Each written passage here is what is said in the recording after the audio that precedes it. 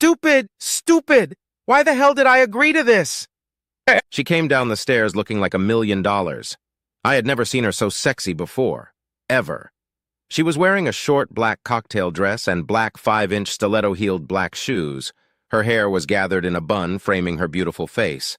She was wearing a diamond necklace and long, dangling tone-on-tone earrings that I had bought for our first wedding anniversary. She looked like a movie star. Well, how do I look? Do you think he'll like it? Please, baby, don't do this. It's all on your conscience, Dave, all on your conscience. Don't you dare hang it on me, it's the only way. The doorbell rang. Well, Dave, aren't you going to answer the door? I took her hand. Please, Laura. She pulled her hand out of my grip. Open the door, Dave, now. I turned and walked slowly to the door. My head was in turmoil. I put my hand on the latch and looked back at her. She nodded at the door. Hello, Charles. Good evening, Dave. Are you sure you're okay with this? Laura appeared at my shoulder. Of course he's sure. Come in, Charles. Ooh, is it for me? Charles was her ex and was her boss. He was holding a bouquet of at least 24 red roses. He looked as elegant as she did and was dressed in a tuxedo and bow tie. Behind him in our driveway was a huge black limousine. Oh my God, Laura, you look amazing! Charles walked past me like I wasn't even there, leaning over to receive a kiss from my wife. She took the flowers and held them out to me. They're beautiful, Charles, thank you. Put these in a vase for me, sweetheart. He held it much longer, obscenely longer, and as I was about to protest, Laura threw an annihilating glare at me over his shoulder. I lowered my eyes. Yes, darling. I'll put them in water. I walked into the kitchen to find the vase under the sink, straining to hear whispers in the hallway behind me. I heard the clatter of her shoes on the wooden floor in the living room, and when I entered the room behind them carrying the vase of flowers, I desperately wanted to smash it against the back of Charles's head. Put the flowers on the table, sweetheart. They really are beautiful. Thank you so much, Charles. They pale before your beauty. I cringed at his comment. Well, thank you, she replied. Why was I so stupid? Why did I even agree to this? This was much, much harder than I thought it would be. Laura said, Don't wait, love. I might not be back until morning.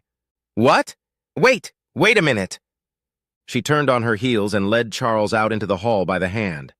Then she opened the front door and looked me right in the eye as she rose up on her tiptoes and kissed Charles passionately, right in the open doorway with the lights on and any of the neighbors could see her. She sent me an air kiss and slammed the door shut, Charles walking her to the limo.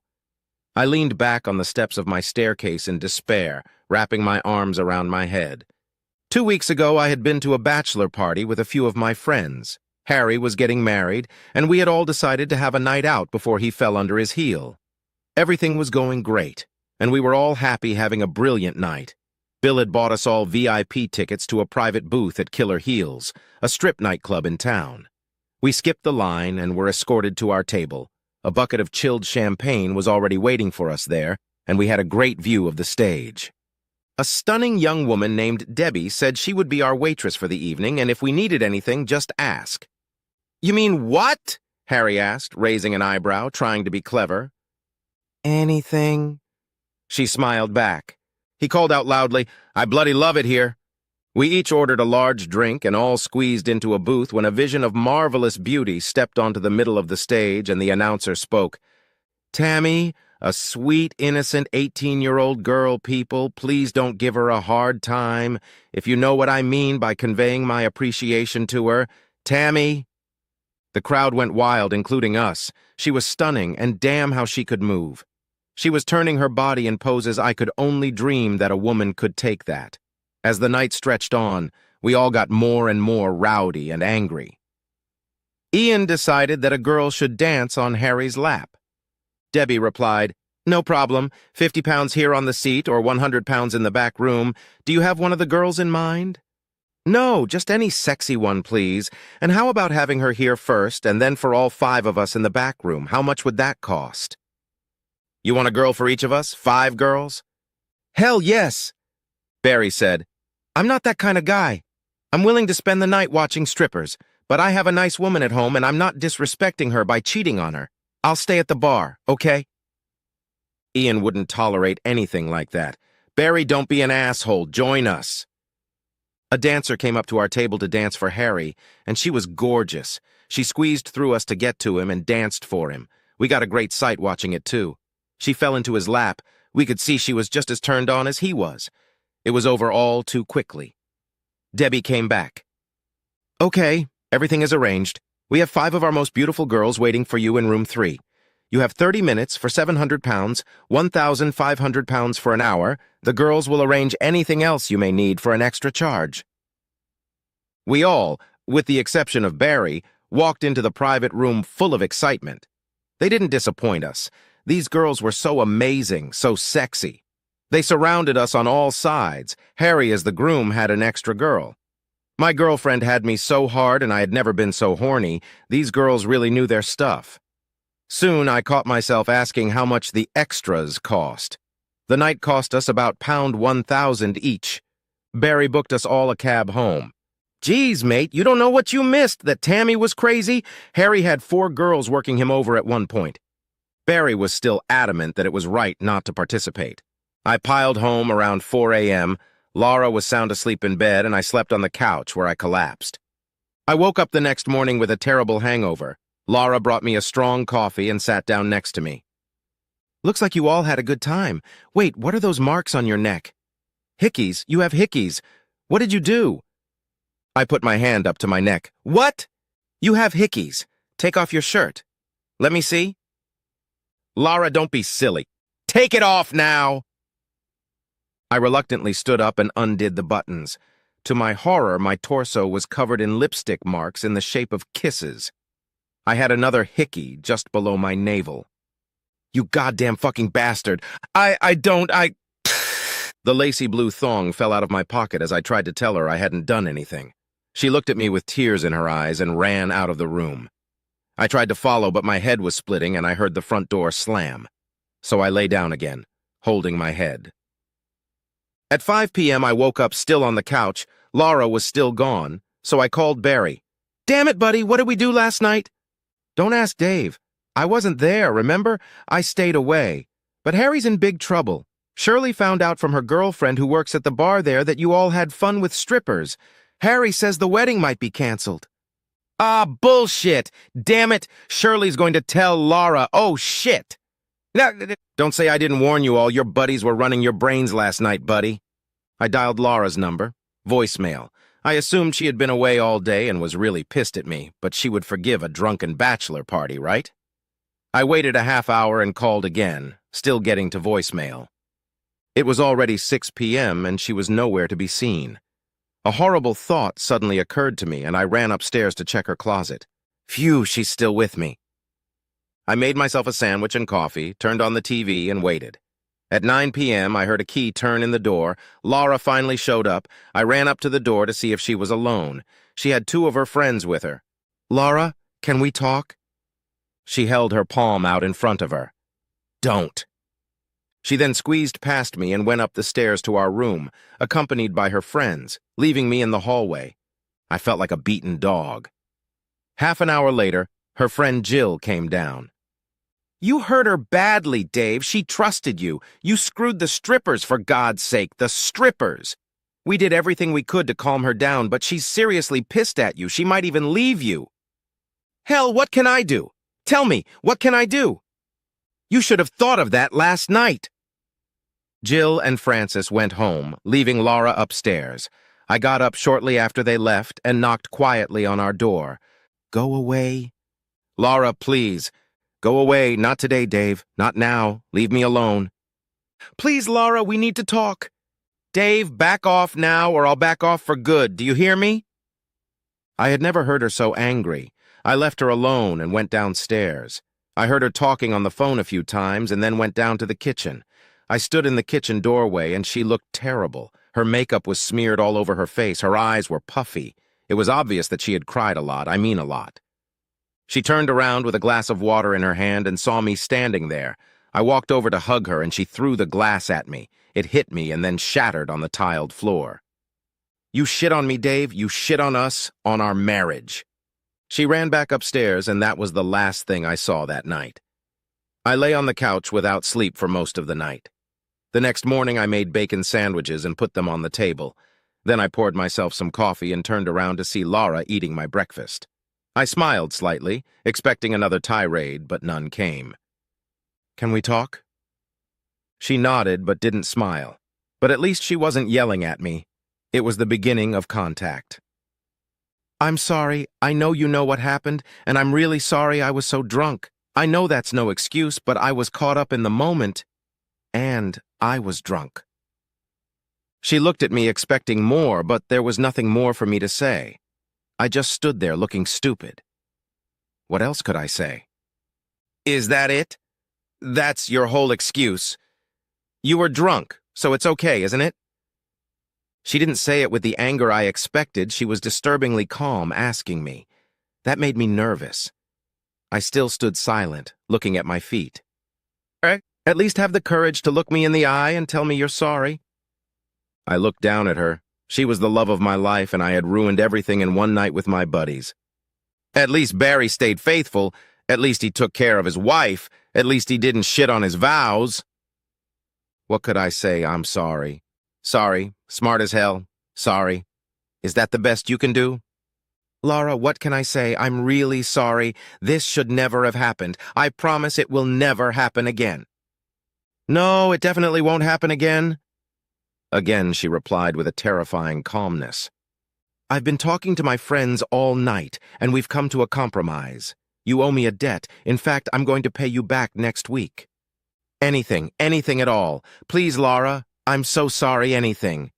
That was 2 weeks ago. I had agreed to let her go on a date with her old friend Charles. I was to accept whatever she did on the date as payback. If it was sex, I had to accept it as part of her date. This was the price of our moving forward. If it was just a kiss, cuddle, and dinner, that was the payback too. I prayed for the latter. Laura wouldn't let me near her for 2 weeks after my transgression. No sex, no hugs, just a kiss on the cheek. She kept hinting that she needed to save herself for a date. I hated the last 2 weeks passionately. I had been so stupid, and now I was paying for it. I watched Laura get into the limo through the salon window.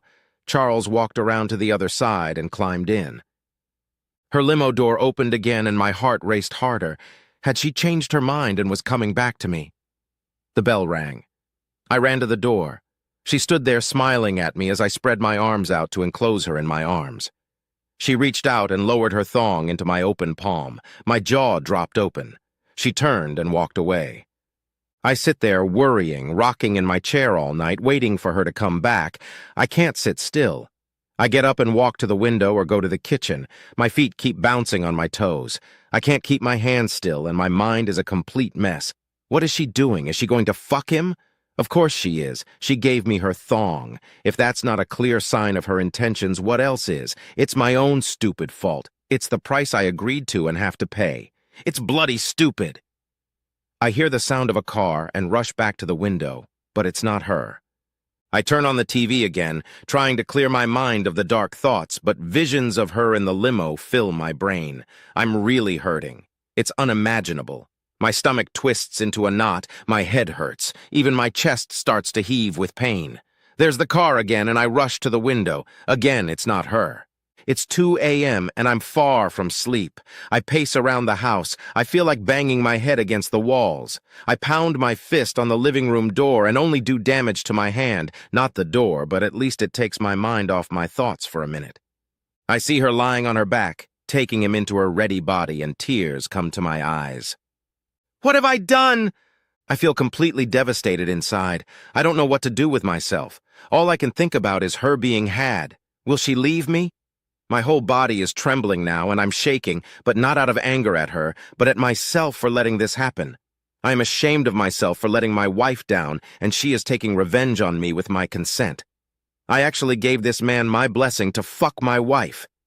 I can feel the bile coming to my mouth, that taste that comes just before you vomit, but it doesn't come and relieve me of that feeling. I don't hate her for what she's doing tonight. It's my fault.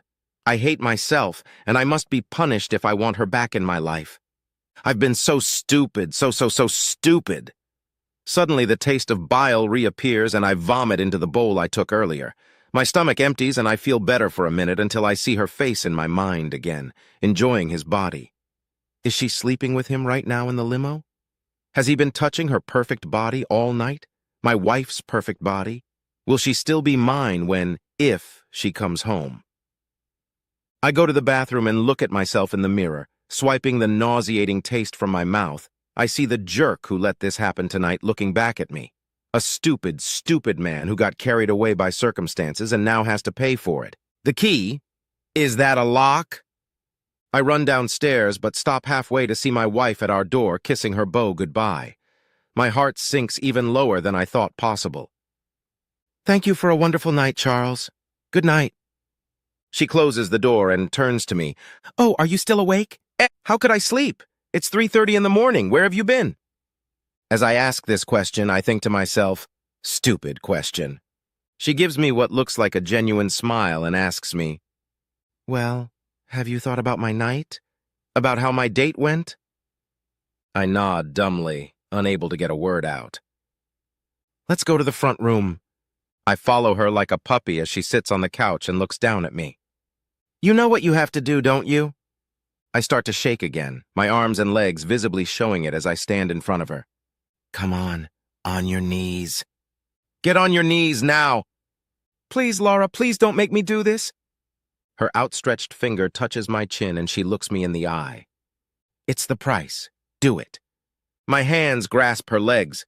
They shake so hard it's hard to keep them in place. She leans back on the back of the couch. Lick it. That's the price of your deception. I try to pull away, but she holds my head. How badly do you want to keep what we once had, Dave? I push everything out of my head and lean back. I sit back down and, shuddering, taste her. Mayonnaise? She looks down at me and takes my head in her hands. Yes, it's mayonnaise. I had to see if you'd say yes. I had to see how far you would go to save our marriage. That Charles, he didn't fuck you? No, he didn't touch me. But... Laura put her finger to my lips and pulled a small bottle of mayonnaise out of her purse, holding it out to me. Shh. I had to see if you were sorry enough to let me do this tonight. We had a lovely dinner and Charles asked me to the dance. He wanted to fuck me and believe me, I was close to letting him. We planned it to teach you a lesson. I hope tonight was hell for you. You've put me through hell the last 2 weeks. I'll never forget your cheating. But in time, maybe I'll forgive you. I hope this has given you an idea of what I've been through. I thought you really did. I've been to hell and back tonight. I leaned back on my heels and the emotions of the night came rushing out. Barriers collapsed and I sobbed. We went to bed both broken. No kisses, no hugs, just slept. The next morning we talked like we had never talked before. I have learned my lesson and know that I will never cheat on this wonderful woman again, no matter what the temptation. We have a long way to go to get back to where we were, but I love this smart lady with all my heart, and I know she loves me. I plan to hang on to her until we